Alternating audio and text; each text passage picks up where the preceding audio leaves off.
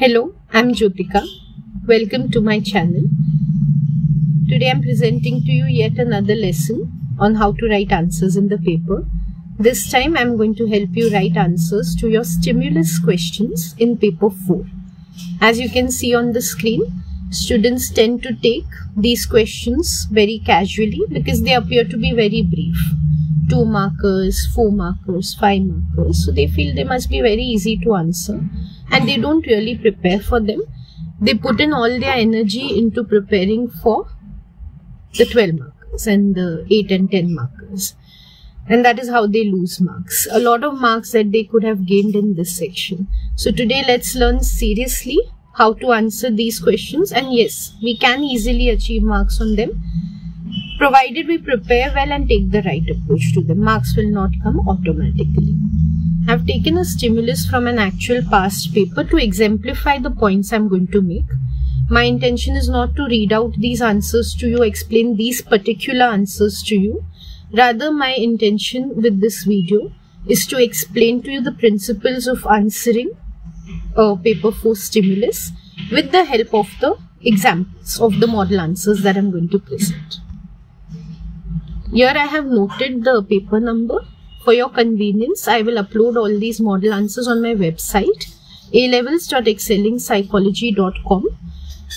My website, which has a lot of material for AS and A-level students. You will find this also there, and more helpful material is available. So do visit the site. I'll link it in the description box below.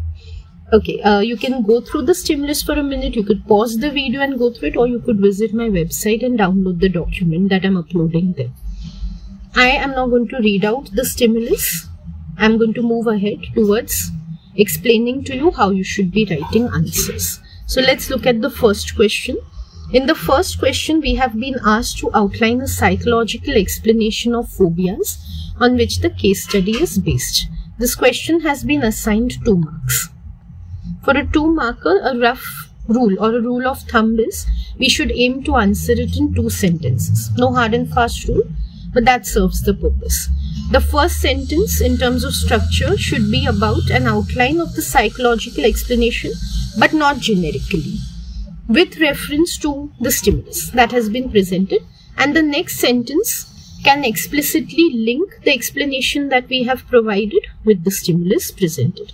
So 2 sentences, one outlining the explanation, the second linking the explanation to the stimulus. Let's see how this can be done. In our syllabus, there is one psychological explanation that's been taken, which is classical conditioning.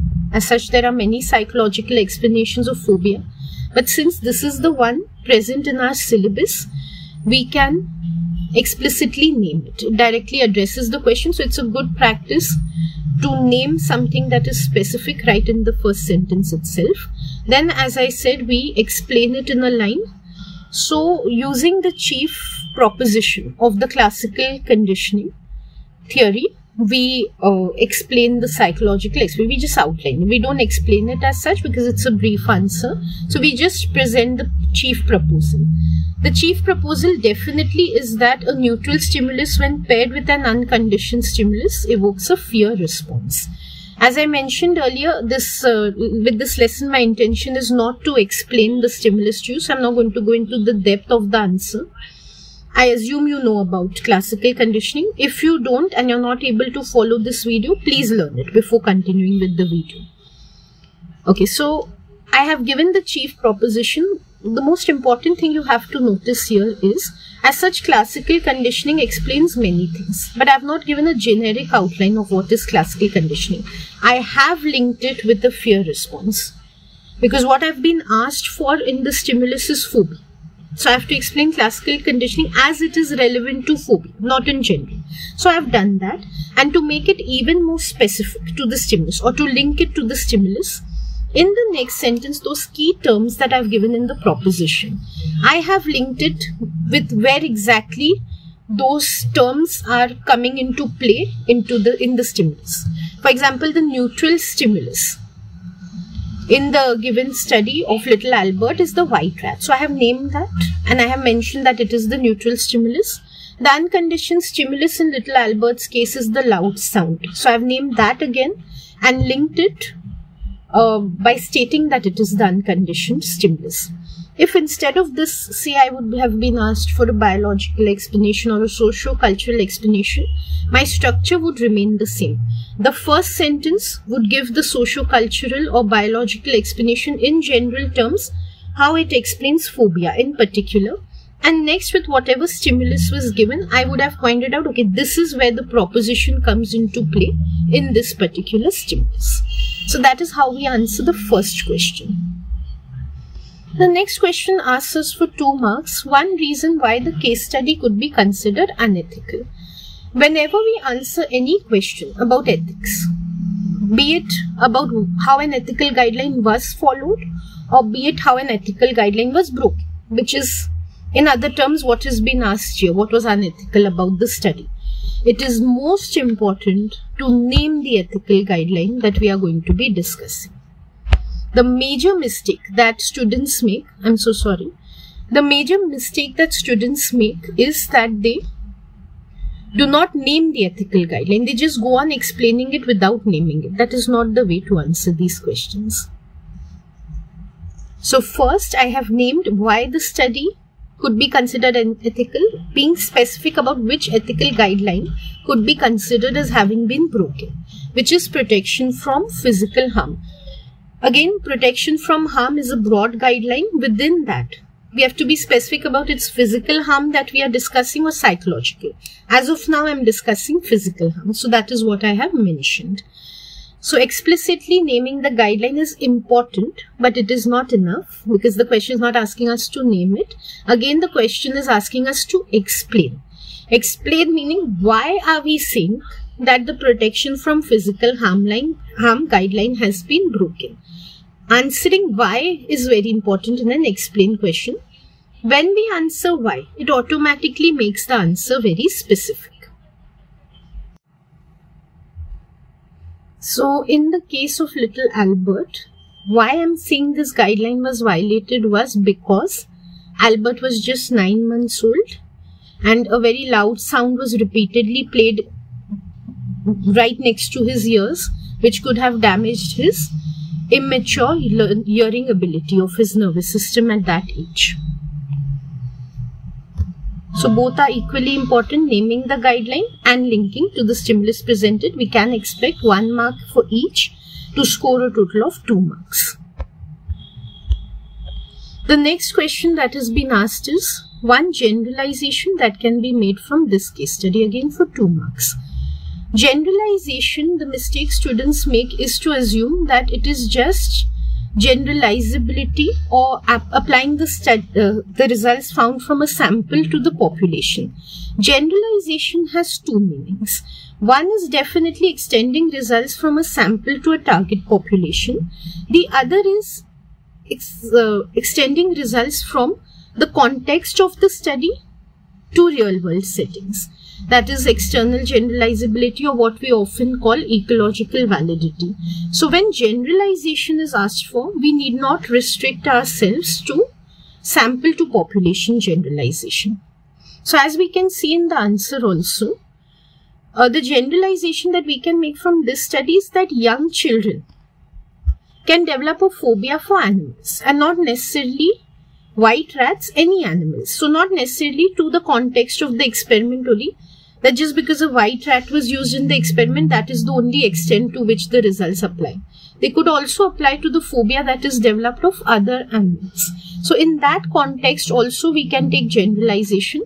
In the real world or in real settings, there are so many animals that people can be afraid of. So results could extend there as well. What is important as always is in this answer also to first present the general idea, to name exactly what we are taking up as the point for generalization. So to explicitly mention the point, we are taking up for generalization that phobia can be developed of various animals, and then to exemplify it. We cannot pick up an example from this study because we have been asked to generalize beyond the study. So then we need to present an example that is something additional, that is something more than this study. So when we are talking about phobia for different animals, it's so easy to think of some common phobia that we have observed around us or heard of, and we can easily present that. So this answer is definitely not challenging. We hear of a lot of people being phobic of stray dogs. So we can definitely give an example of how people can associate stray dogs with the suffering or pain that could come from them being bitten by those dogs. So that we've taken as an example here. Other examples could include phobia of snakes, phobia of some insects. We could talk about those as well. So for the first three questions, which were all 2 markers, the structure is very similar. Naming a point explicitly in the first sentence and exemplifying it either with the stimulus or outside the stimulus as required in the second point. Coming to the 4 marker, they've asked us for 2 reasons why the findings of the study cannot be generalized.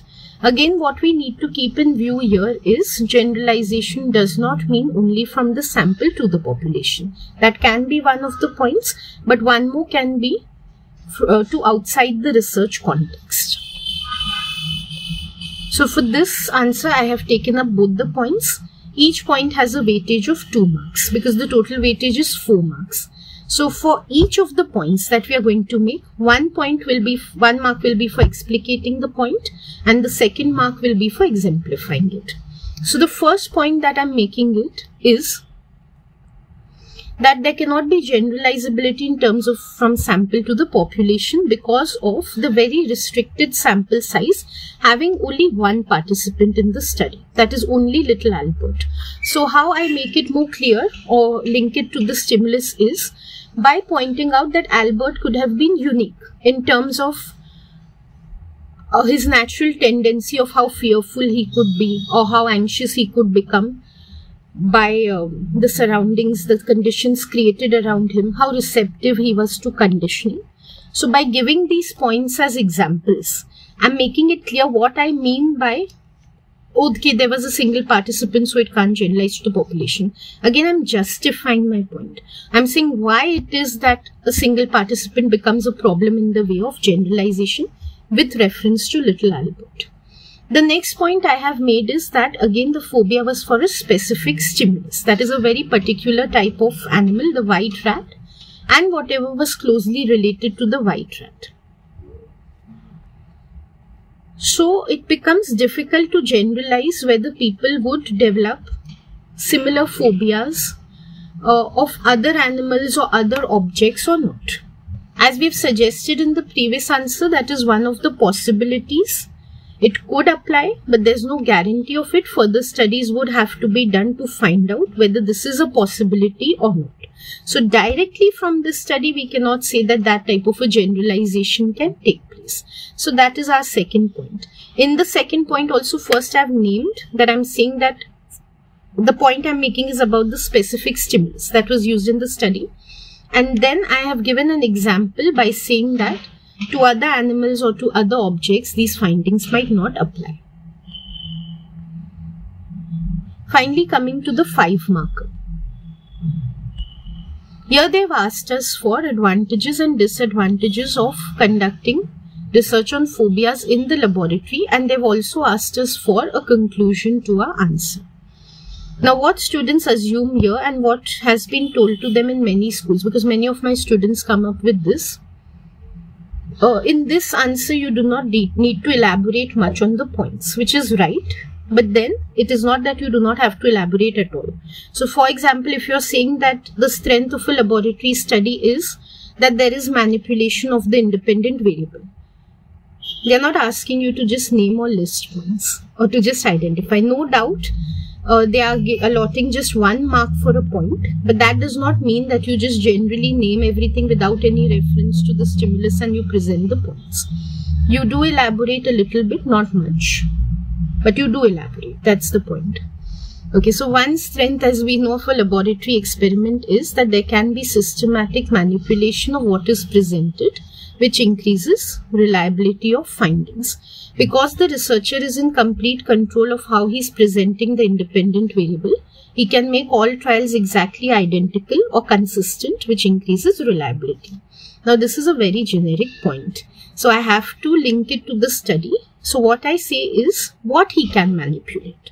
In one line, in that same sentence I'm mentioning that in the case of phobia, he can manipulate the presentation of the phobic stimulus. I'm not elaborating much. I'm not giving an example, oh, this could be the phobic stimulus, like a rat or a dog could be the stimulus, and he could manipulate how he's presenting by showing a photograph of the dog or by presenting an actual dog to the participant. I'm not going into that much detail, but at least I'm mentioning what he can manipulate when it comes to phobia. At least that much I have to do to make it relevant. So that is how we answer this question. Also, another strength, as we know, of laboratory experiments is the control over extraneous variables. Again, I'm not going into too much details, but I do give an example by saying that when it comes to phobia, and if phobia is being investigated in the laboratory, so the researchers can keep their appearance mild, so as to not make the appearance a cause of the phobia in the participants rather than the stimulus that they are manipulating. So very simple example to make my point relevant to phobia. Again, not going into any further details. So I'm not suggesting how the appearance should be. If it was allotted 2 marks, I would say that the experimenter should have a mild appearance. He should wear casual clothes or something like that. But I'm not making those suggestions because that is not required in this point. I'm just kind of detailing my point to an extent to make it relevant. That's all. One disadvantage, as we know, of laboratory experiments is that they can include demand characteristics. So when it comes to a phobic study, how demand characteristics can arise is because people could be not fearful of an object, but they could act fearful just because they feel that is what the researchers expect them to do, because the researchers are manipulating the phobic stimulus. I'm not again given an example. Why I'm reiterating on this point is because I'm showing you how much elaboration is justified for 1 mark and how much more would be required for 2 marks. So where I'm limiting myself. So I'm not giving an example like, oh, if the researcher was manipulating a rat and the participants as such are not afraid of a small rat, but still they would pretend to be afraid of it. I'm not going into those type of details. I'm just mentioning that they could know what the researchers' expectations are. To make it relevant, if I just say they would know what the expectations are, again it becomes generic. So in phobia, what the expectations can be that the researcher expects them to fear something. So that they will not show. That they will show fear because that is what they think is expected from them. As simple as that. Also, we know lab experiments have poor ecological validity. Realism is missing. So in case of phobia, any phobia that is developed in the laboratory may not be found in real life where there are other variables that can interfere in the relationship. If I had to answer this for a 2 mark, I would also mention that there could be somebody available to counsel the person. So you would not allow him to become fearful of that stimulus, or the person might have options of avoiding the stimulus or escaping from it, which he does not have in the laboratory. But I'm not giving those possibilities because I'm restricting myself to 1 mark. But just to make it relevant to phobia, I'm pointing out exactly why ecological validity could be a problem, simply because the phobia seen in the lab gets confounded by many variables in the real world. Conclusion is definitely allotted 1 mark. Conclusion just needs to give a summary of all the points, and as far as possible, it needs to combine both the strengths, both the weaknesses, and say, okay, this is the good thing about doing a lab experiment for phobia and this is the bad thing. So these are the pros and these are the cons. Very succinctly we have to present it. So in terms of what is good about a lab experiment, as we've discussed, the conclusion has to come from there only. So what is good is that we get very reliable and valid results. Or we could also say that results are very psychometrically sound. But the problem is that the realism isn't there, or there can be demand characteristics and poor generalizability, which could keep the results just restricted to the lab and not allow them to be seen outside. So this type of a simple conclusion suffices for this answer. I've kept my video brief to make this a quick lesson. So if you have any doubts, you can ask me in the comments below. Thank you so much for watching this video. I'll see you in another one. Goodbye.